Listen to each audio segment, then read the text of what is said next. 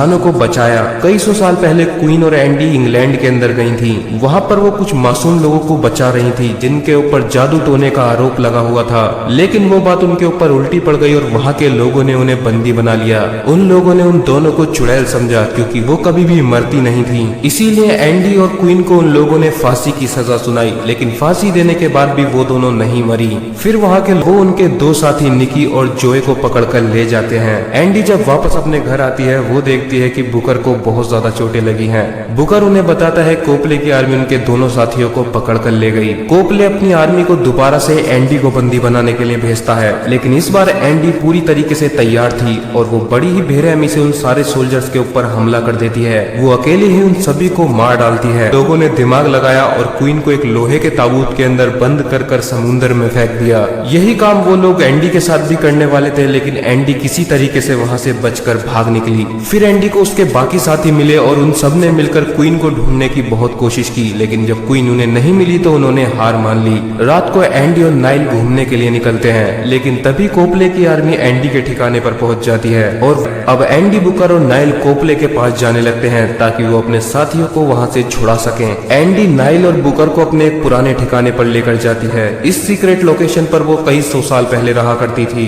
लेकिन तभी Andy notice करती है कि उसके शोल्डर पर एक घाव है और वो अभी भी भर नहीं रहा है, यानी कि उसके ना मरने की शक्तियां शायद जा चुकी हैं। वो इस बात को बुकर और नाइल को नहीं बताती और अकेले ही सुपरमार्केट और उनकी बॉडी में से काफी सारे सैंपल निकाले जाते हैं। लेकिन अब स्टीव उन दोनों को जब तक नहीं छोड़ेगा जब तक उसे पता नहीं चल जाता कि वो लोग इमॉर्टल बने कैसे। दूसरी साइड बुकर कोपले की लोकेशन का पता निकाल लेता है। वो तीनों लोग कोपले की लोकेशन पर पहुंच जाते हैं, लेकिन नाइल अब एंडी का साथ देने से मना कर देती है। वो उसे बताती है कि उसकी एक फैमिली भी है और वो अपनी फैमिली के पास जाकर वहाँ रहना चाहती है। चली जाती है। वहाँ पर वो अपने शोल्डर का इलाज करती है और वहाँ से वापस आने लगती है। कोपले निक और जो को स्टीव के हवाले कर देता है ताकि वो उनके ऊपर रिसर्च कर उनके इमॉर्टल होने का तरीका ढूंढ सके, लेकिन स्टीव को अपनी आंखों से देखना था कि किस तरीके से उनके घाव भरते हैं, इसीलिए वो उन दोनों के ऊपर हमले करने लगता है। वो ये देखकर चौंक जाता है, उनके घाव उसकी आंखों के सामने भर रहे होते हैं। अब निक और जो को लैब के अंदर ले जाया जाता है, जिसके बाद एंडी नाइल को अपनी गन और कार की चाबी देकर वहाँ से भेज देती है। जब नाइल वहाँ से चली जाती है तो वो रास्ते में रुककर अपनी गन को चेक करती है।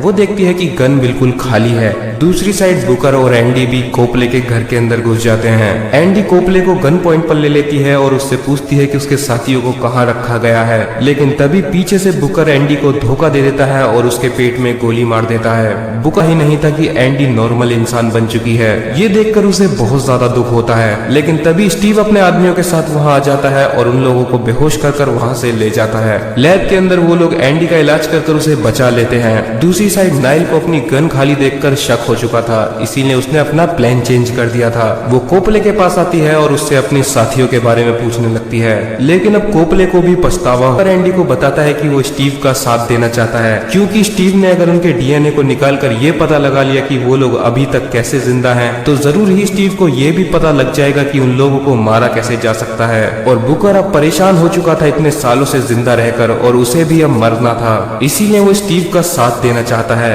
लेकिन बुकर नोटिस करता है कि एंडी का जख्म अभी तक भरा नहीं है, क्योंकि उसे पता हो रहा था, क्योंकि उसने देख लिया था कि स्टीव को इस बात से मतलब ही नहीं है कि उन लोगों ने क्या अच्छे काम किए हैं। उसे तो बस सिर्फ ये चाहिए कि वो लोग अमर कैसे हुए, जबकि कोपले ने उन चारों के पुराने मिशंस को निकाल कर देखा था और कोपले जानता है वो लोग इतने अच्छे हैं कि अभी तक उन्होंने सिर्फ इंसानों को बचाया है। लेकिन कोपले ने स्टीव का साथ इसलिए दिया क्योंकि उसकी वाइफ कैंसर में मर चुकी थी और वो नहीं चाहता था कि आगे भी अपने चाहने वाले लेते हैं और वो नाइल के ऊपर हमला कर देते हैं। लेकिन नाइल उन सभी को भी मार डालती है और अपने साथियों के पास पहुंच जाती है। वो उन चारों लोगों को आजाद कर देती है और वो सभी मिलकर अब वहाँ के सोल्जर्स से लड़ने लगते हैं। एंडी लड़ तो अभी भी अच्छा रही थी, लेकिन उसके काफी ज्यादा दर्द हो रहा था क्योंकि उसके जख्म अब भर नहीं रहे थे। एंडी अपने हजारों सालों के एक्सपीरियंस की वजह से उन गार्ड से बड़ी ही आसानी से लड़ रही होती है और वो सारे गार्ड्स को लोग ऐसे ही खो दें। इसीलिए वो स्टीव के साथ मिलकर अमर होने का फॉर्मूला निकालना चाहता था, लेकिन अब वो नाइल की मदद करेगा ताकि वो एंडी और उसके साथियों को बचा सकें। कोपले नाइल को अपने कार्ड के जरिए लैब के अंदर घुसा देता है।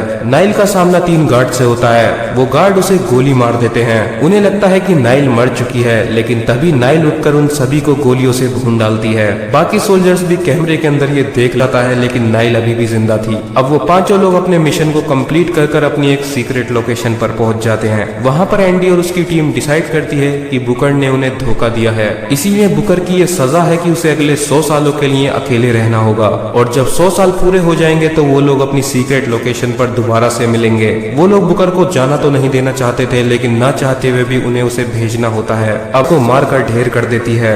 तभी उन पांचों लोगों को पता चलता है स्टीव अपने गार्ड्स के साथ दूसरी बिल्डिंग में छुपा हुआ है। वो लोग उस बिल्डिंग के अंदर पहुंच जाते हैं और वहां के सारे गार्ड्स को मार डालते हैं। स्टीव वहां से बच जाता है और वो भागकर एंडी के पास पहुंच जाता है। उसे पता था कि एंडी अब इमॉर्टल नहीं है, इसीलिए वो उसे गन पॉइंट पर ले लेता है। नाइल भागकर स्टीव को लेकर बिल्डिंग से कूद जाती है। इतनी ऊंचाई से कूदने के बाद स्टीव तो मर जाए। एंडी अपनी टीम को लेकर कोपले के पास जाती है और वो कोपले से एक डील करती है। वो उससे बोलती है कि वो रिसर्च करने में काफी अच्छा है, इसीलिए अब कोपले को रिसर्च कर उन्हें ऐसे मिशन देने होंगे जिन मिशन से वो इंसानों की मदद कर सकें। दूसरी साइड बुकर अकेले रह रहा होता है और वो इस चीज से काफी ज्यादा दुखी था, इसीलिए वो बहुत ज्यादा ड्रिंक करना चालू कर देता है। लेकिन ऐसे ही एक दिन ड्रिंक कर वो वापस अपने घर पर जा रहा होता है। जब वो अपने घर के अंदर जाता है तो उसे एक लड़की दिखती है जो कि पानी पी रही होती है, और ये लड़की और कोई नहीं क्वीन है, जो कि किसी तरीके से ताबूत से समुद्र से बाहर निकल चुकी है। और इसी के साथ यहीं पर ये मूवी खत्म हो जाती है।